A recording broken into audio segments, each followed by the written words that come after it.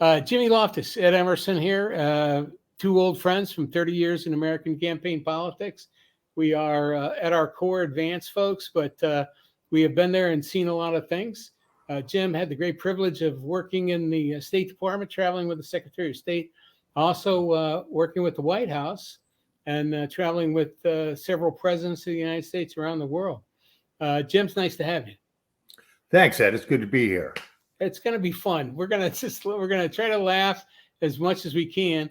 But I kind of, you and I were talking yesterday, and you hit on a theme for Dem Talk America, which is where we are talking about different things, trying to give Democrats out there positive talking points. You know, trying to give them positive things to go. 99 indictments and getting elected ain't one of them. I mean, the Orange Menace is going to take care of himself, I feel. But I think that there are, you were mentioning some things about being optimistic. Democrats need to be optimistic. And I wanted to see if we could go back through that just a little bit about why you think Trump's in trouble. I think the simplest way to put it is that he's never broken 47% when he's run for president. Not in 2016. All of the midterms, all the special elections. I mean, anytime he was involved, that's his ceiling. That should be the Republican base going into a general election. And then the fight is always about, as we know from 8 or 10 presidential elections, about hardcore undecided, right? That's 5.6. Right. Or in this case, it's really approaching 6%. That's what a normal conventional campaign is usually about, right? Lock down your base, move into the general, and fight over the last elements, 4 to 6% who are going to decide the election. That's always the case, right? So the traditional Democratic and Republican approach, once the primaries are over, and that's where we are right now. These primaries are obviously over in any sense of the word, except for the actual mechanics of the rest of the states that have to vote. By Super Tuesday in 2 weeks, 10 days, whatever it is, 50% of primary voters will have cast votes in primaries. Right. These are hardcore base voters usually, or very angry undecideds, right? Four-time undecided voters voted in 4 presidential elections in a row. Those are the voters who are going to decide this thing. Right. Trump didn't win them in 2016. He didn't win them in 2020. I don't think he's going to win them I don't think he's going to win in 2024. That's the problem, right? He's at 46.7%, whatever his take was in 2016. He increased his overall vote take in 2016, but he did. I mean, in 2020, but he did worse in against Biden. It was by any definition a decisive win. And for a Democratic national candidate, that's a big deal. Republicans traditionally were the ones who could do a blowout election. Reagan in 80 and 84. So that's a huge problem.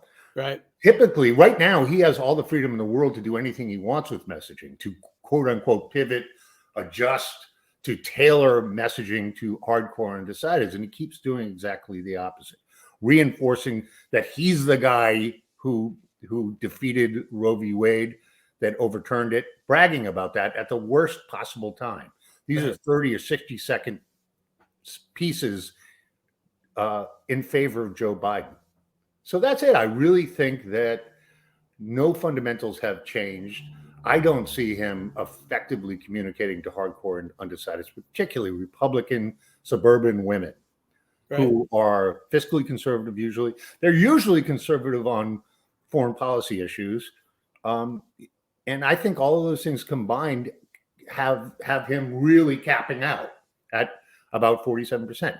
That's not to say that he can't win this election. Of course he can, right? I don't go out of my way to say nice things about Republican communications operatives that much, but Nicole Wallace during the 2020 election had 4 people going in windows, and one of them was a Republican operative who kept talking about Trump's strategy in 2016 vis-a-vis 2020. Well, his strategy in 2016, he said it over the course of 15 minutes about 3 times, and finally the host interrupted and said, "Excuse me, I'm sorry, but Donald Trump didn't have a strategy in 2016. He hit an inside straight." I think that's exactly right. So if your strategy is to hit an inside straight again, those are hard odds. Like I said, I mean, they'll have all the money in the world.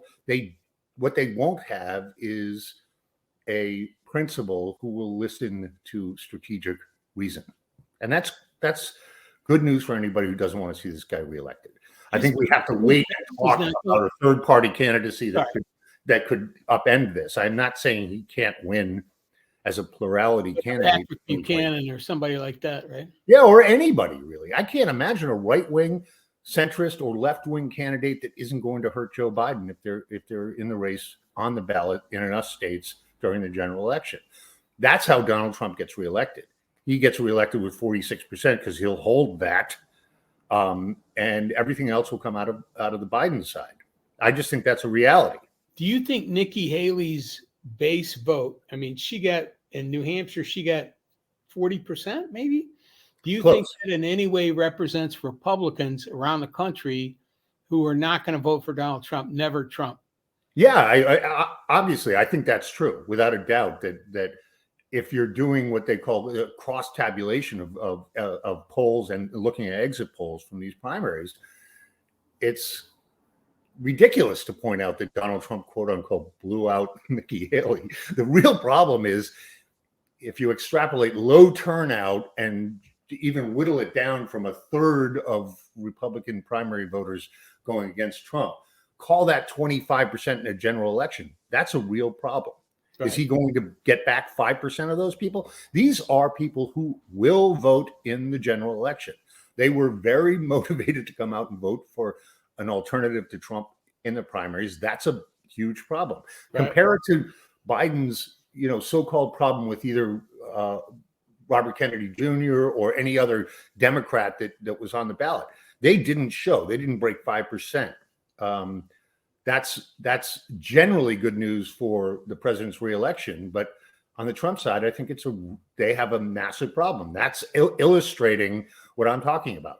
I don't want to be hopeful. Obviously, I don't want Trump to get reelected, and I don't want to engage in wishful thinking here, but whatever that percentage extrapolates into the general election with Republican voters and how they represent the base, it shows a real problem. I think it suggests that he's underperforming his take in 2016. That's the cleanest read we have on Trump's base percentage. Right. He's done nothing at all to expand his base, right? I mean, he really hasn't. Right. He's done the opposite on some sort of I don't know, some sort of, it's either delusion or not. He has thought it through. You tell me what's more likely. I keep joking and saying, like, look, in as much as Trump represents an adolescent chimpanzee with a head injury, I think it's very good that he be in charge of strategy for the Republican race coming up. I think I want to encourage him to continue to be the chief strategist. What you're saying is you're thinking they're in a little bit of trouble on that side. What do you think in terms of Joe Biden and the Democratic voter base? What do you think needs to be done next by the Biden campaign? I was posted in Israel for 3 years, 97 to 2000, and worked on peace process issues during the Clinton administration. But I was at Embassy Tel Aviv and traveled a lot around the West Bank and Gaza and the region. The Gaza war has to stop without a doubt.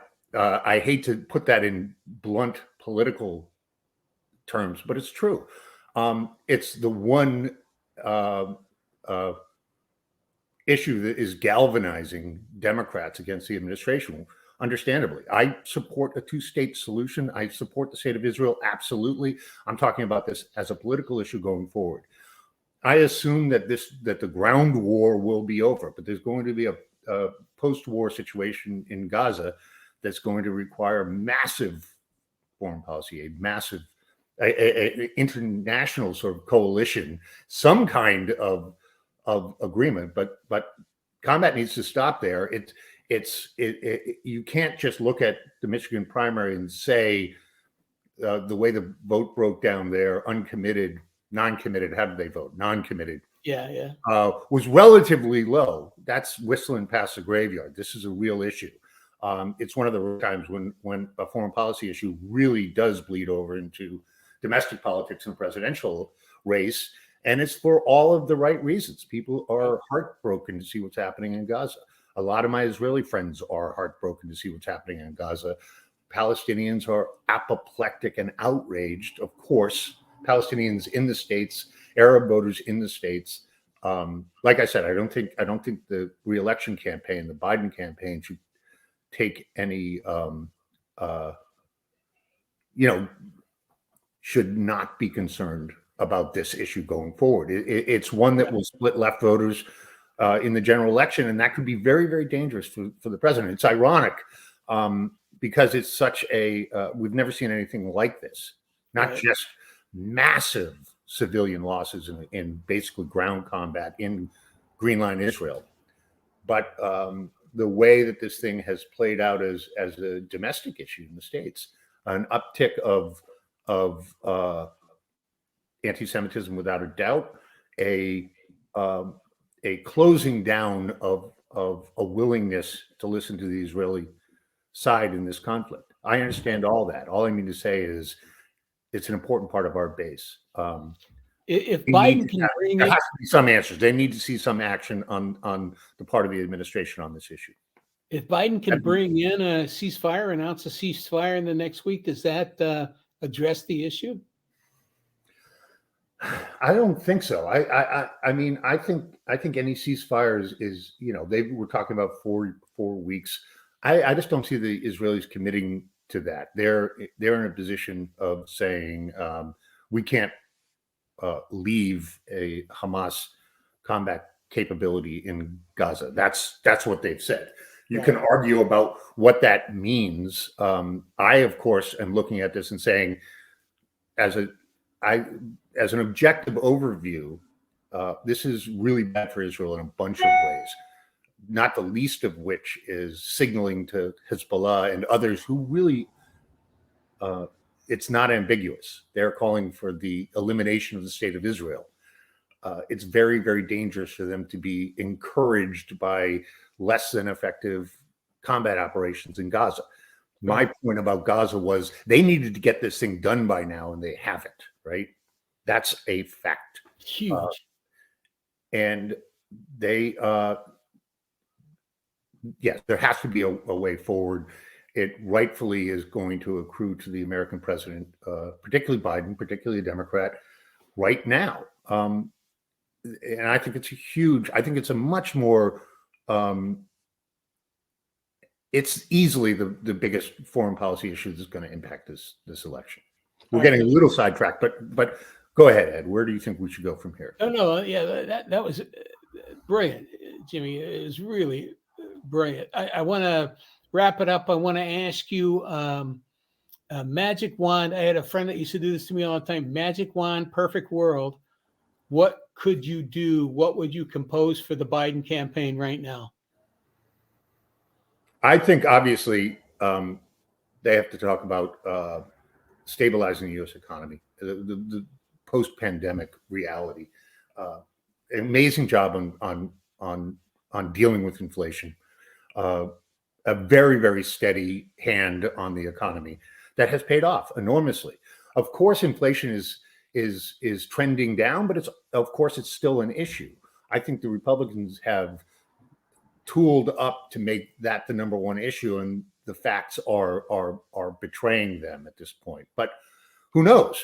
There's all sorts of things that could impact that. I do think their strongest case is a responsible and effective stewardship of the U.S. economy in a very, very challenging period. Look at growth around the world right now. It's stagnant everywhere but the United States. Same with employment.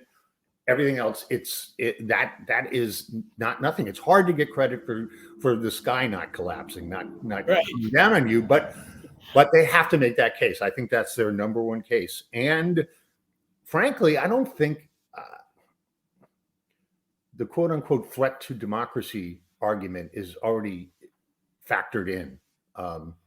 Voters have dealt with that. That's why there's such a large wedge of hardcore undecideds who are I don't know what percentage of that hardcore undecided or persuadable to Donald Trump, but I think it's getting less. I don't think it's growing.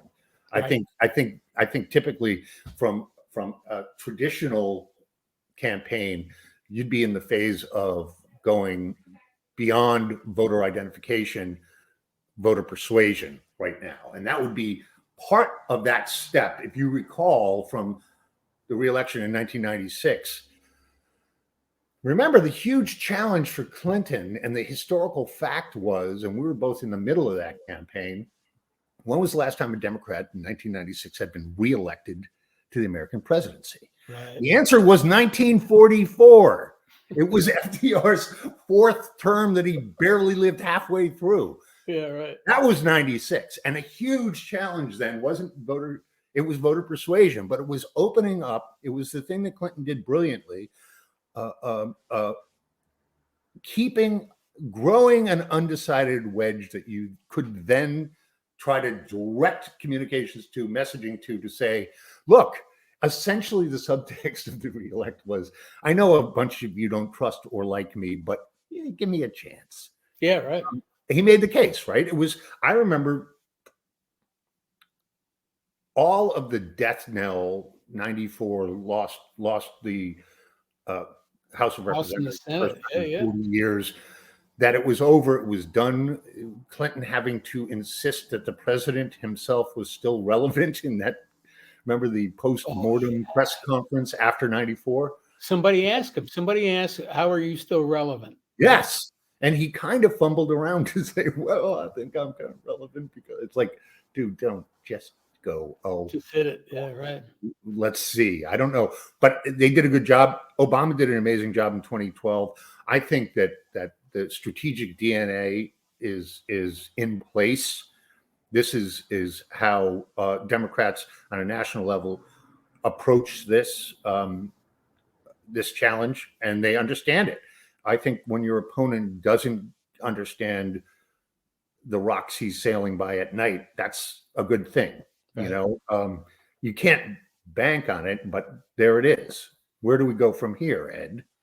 Well, we have a lot of optimism, Jimmy. I am very optimistic after listening to you talk. I think the Democrats have reason to be optimistic that if the other guy, if the Orange Menace, as I like to call him, is going to stumble over anything, it's going to be his own fate. So thank you, Jim, for taking the time today. Thanks, Ed. It was great to talk to you.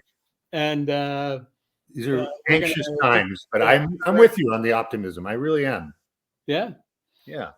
All right. Love you, buddy. That's all right. That's a slate. 3, 2, 1, and we're out.